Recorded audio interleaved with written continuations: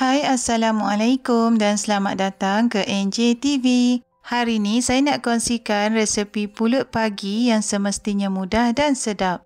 Pulut pagi selalunya dijadikan antara kuih sarapan pagi di Kelantan. Jom kita tengok bahan-bahan dan cara membuatnya. Jom kita masak. Mula-mula sediakan 500 gram beras pulut. Saya guna beras pulut susu. Cuci bersih beras pulut dan rendamkan beras pulut dengan air dan 1 sudu besar air kapur keruh selama lebih kurang 3 jam. Setelah 3 jam, buang air rendaman dan bilas beras pulut. Dalam periuk pengukus, letakkan jaring dan daun pandan. Masukkan beras pulut dan ratakan. Kukus beras pulut selama lebih kurang 30 minit atau sehingga masak. Sementara menunggu beras pulut masak, kita masak air gulanya dahulu. Dalam kuali, satukan 120 gram gula merah, 4 ke 5 sudu besar gula pasir, sedikit garam halus, daun pandan dan 1 cawan air. Masak air gula ni sehingga gula larut dan mendidih.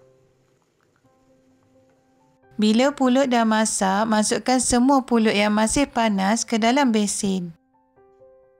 Curahkan air gula yang masih panas tadi ke dalam pulut panas dan kacau sebati. Air gula dan pulut mesti dalam keadaan panas supaya keduanya senang sebati. Bila dah sebati, rehatkan pulut selama lebih kurang 5 ke 10 minit. Seterusnya, kukus lagi pulut selama lebih kurang 15 minit. Sementara menunggu pulut masak, sediakan setengah biji kelapa parut putih dan campurkan dengan setengah sudu kecil garam halus dan gaul sebati. Kukus kelapa parut ni selama lebih kurang 5 ke 10 minit supaya kelapa parut kita tak mudah basi. Alhamdulillah, pulut kita dah masak dan sedia untuk dihidangkan. Pulut pagi biasanya dibungkus dengan daun pisang. Untuk membungkus pulut pagi, mula-mula sediakan daun pisang selebar tapak tangan. Bentukkan daun pisang menjadi kon dan sematkan dengan lidi atau pencukik gigi.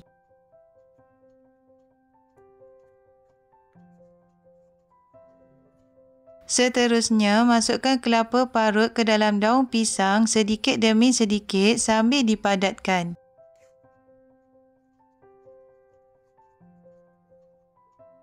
Masukkan pula pulut sedikit demi sedikit sambil dipadatkan.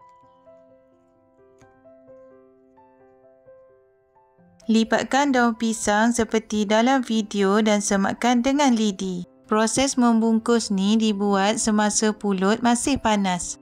Jika tiada daun pisang, boleh juga terus dihidangkan tanpa dibungkus.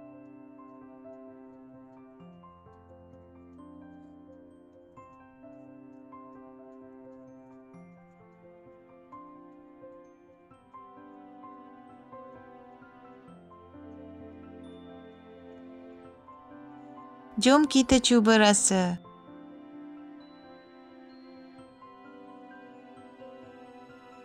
Rasanya memang sedap. Jangan lupa mencuba dan kita jumpa lagi di video-video saya yang lain. Assalamualaikum dan bye-bye.